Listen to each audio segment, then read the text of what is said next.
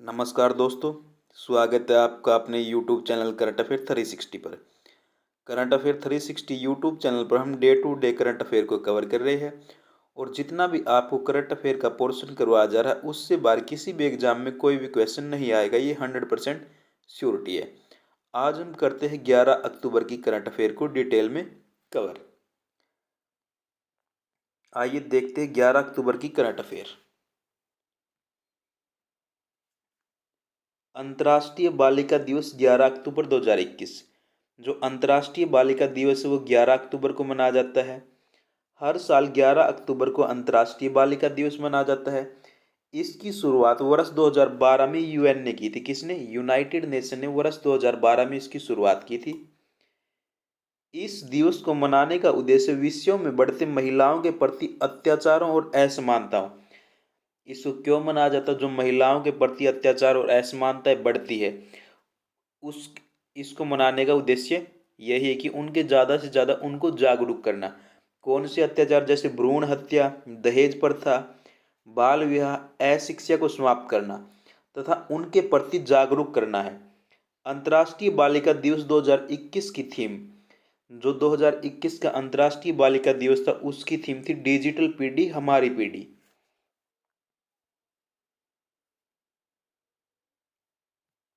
आगे हमारा पाकिस्तान के परमाणु बम के जनक अब्दुल कादिर का निधन। जिन्होंने पाकिस्तान का परमाणु बम बनाया था अब्दुल कादिर, उनका हाल ही में निधन हो गया है। दुनिया भर के परमाणु तकनीक की तस्करी दुनिया भर में परमाणु तकनीक की तस्करी को लेकर कुख्यात रहे ये परमाणु पाकिस्तानी परमाणु बम के जनक डॉक्टर अब्दुल कादिर खान का रविवार को निधन हो गया। इसे पाकिस्तान में परमाणु बम का जनक माना जाता है। उन्होंने 85 की उम्र में अंतिम सांस ली। भोपाल ये कहाँ पर जन्मे थे? ये भारत में इनका जन्म हुआ था। कादिर खान को पाकिस्तानी परमाणु बम विस्फोट करने के बाद देश का सर्वोच्च नागरिक पुरस्कार दिया गया था। उन्हें पाकिस्तान का रक्षक भी कहा जाता है। परमाणु बम की खोज के बाद इनको जो पाकिस्तान का सर्वश्रेष्ठ नागरिक सम्मान है वो भी दिया गया था। आगे हमारा डीआरडीओ अध्यक्ष को मिला आर्यभट्ट पुरस्कार। जो डीआरडीओ के अध्यक्ष है उसको आर्यभट्ट पुरस्कार मिला है। एस्ट्रोनो एस्ट्रोनॉटिकल सोसाइटी ऑफ इंडिया में रक्षा अनुसंधान एवं विकास संगठन के अध्यक्ष डॉक्टर जी सतीश रेड्डी को प्रतिष्ठित आर्यभट्ट पुरस्कार से सम्मानित किया। किसको? इसरो के अध्यक्ष कौन है? डीआरडीओ के अध्यक्ष कौन है? जी सतीश रेड्डी। और इनको क्या मिला है? आर्यभट्ट पुरस्कार। यह पुरस्कार भारत में अंतरिक्ष के क्षेत्र में उत्कृष्ट योगदान के लिए दिया जाता है। क्यों? अंतरिक्ष के क्षेत्र में जो उत्कृष्ट योगदान होता है उसके लिए पुरस्कार दिया जाता है। पुरस्कार समारोह शनिवार को U R Rao satellite centre Bengaluru में आयोजित किया। कहाँ पर दिया गया जो पुरस्कार समारोह? वो कहाँ पर हुआ था? बेंगलुरु में। आगे देखते हम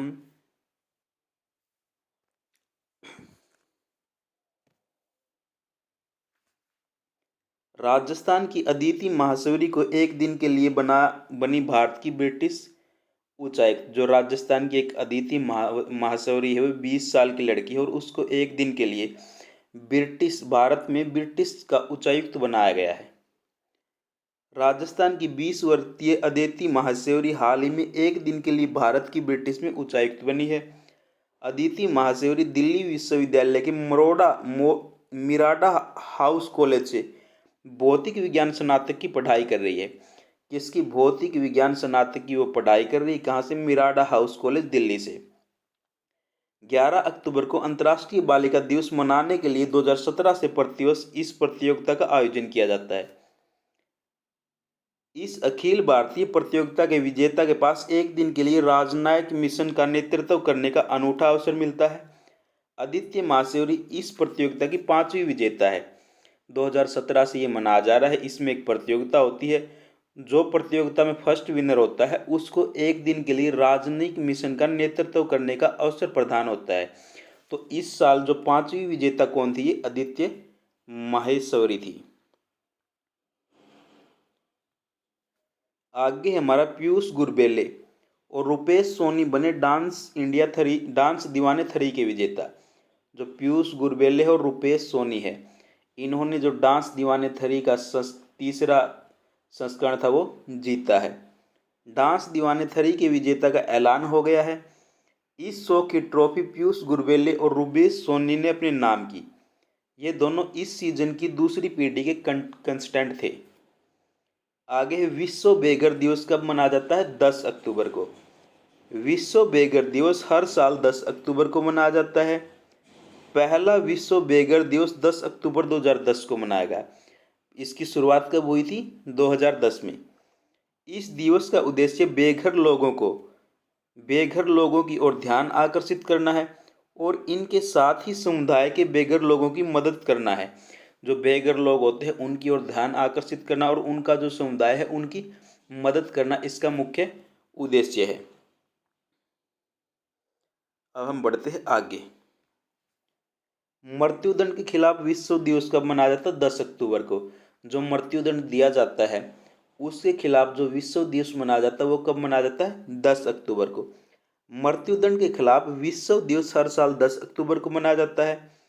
यह मृत्युदंड के उन्मूलन की वकालत करने और उनकी परिस्थितियों के हालात के बारे में जागरूकता बढ़ाने का दिन है, जिसकी वजह से कैदियों को मौत की सज़ा मिलती है। जो कैदियों को मौत की सज़ा मिलती है उनके बारे में उनकी जागरूकता बढ़ाने के लिए इस दिवस को मनाया जाता है।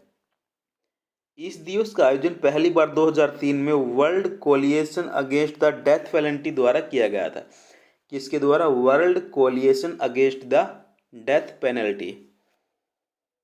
आगे हमारा 72वां प्रादेशिक सेना दिवस 9 अक्टूबर को।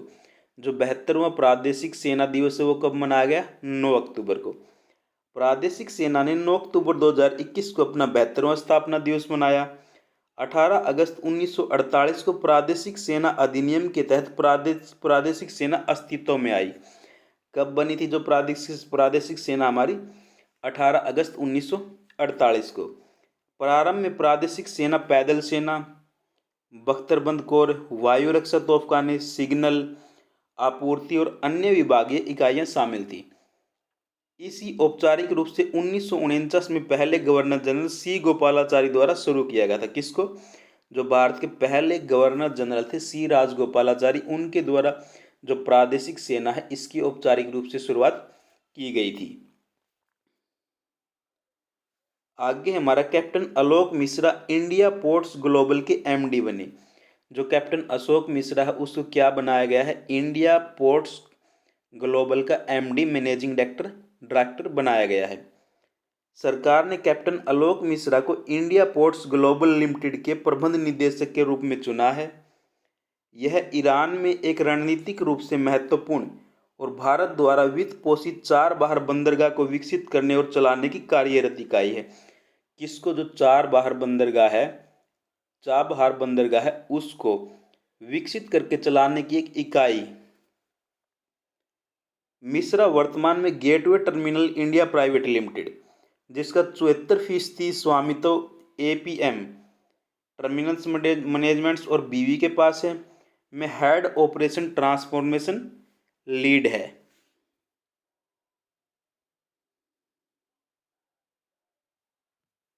आगे हमारा सुचेता सतीश 120 भाषाओं में गाना गाकर बनाया गिनीज रिकॉर्ड। जो सुचेता सतीश है उन्होंने 120 भाषाओं में गाना गाया है और वे क्या बन गए? गिनीज बुक वर्ल्ड रिकॉर्ड बन गया। 16 साल की सुचेता सतीश ने 120 भाषाओं में गाने का गिनीज रिकॉर्ड बनाया है। उन्होंने 19 अगस्त 2021 को दुबई में भारतीय वाणिज्य दूतावास में आयोजित एक कार्यक्रम में प्रस्तुति दी थी। कहाँ पर? 19 अगस्त 2021 को कहाँ पर? भारतीय वाणिज्य दूतावास में इन्होंने अपनी एक प्रस्तुति दी थी।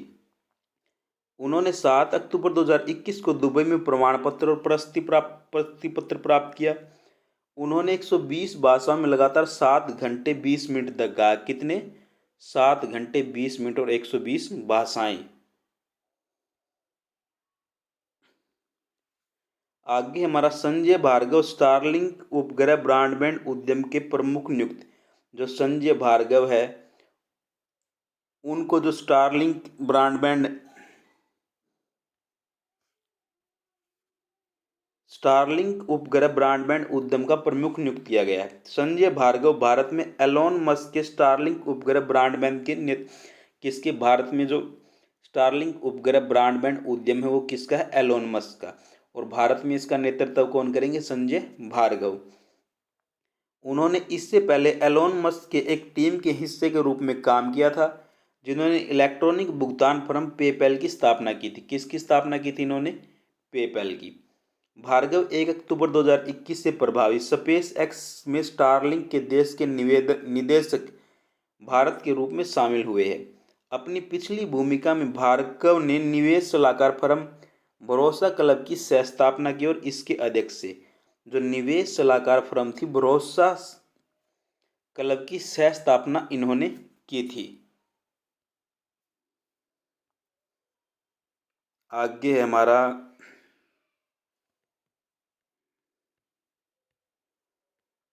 क्या हो गया, एक मिनट।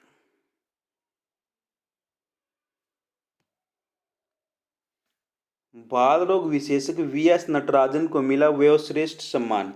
जो बाल रोग विशेषज्ञ वी.एस. नटराजन, इनको कौन सा सम्मान मिला हाल ही में? वयोश्रेष्ठ सम्मान। अक्टूबर 2021 में उपराष्ट्रपति एम वेंकैया नायडू ने वरिष्ठ बाल रोग विशेषज्ञ वी.एस. नटराजन को, किसको? वी.एस. नटराजन को वयोश्रेष्ठ सम्मान राष्ट्रीय पुरस्कार प्रदान किया।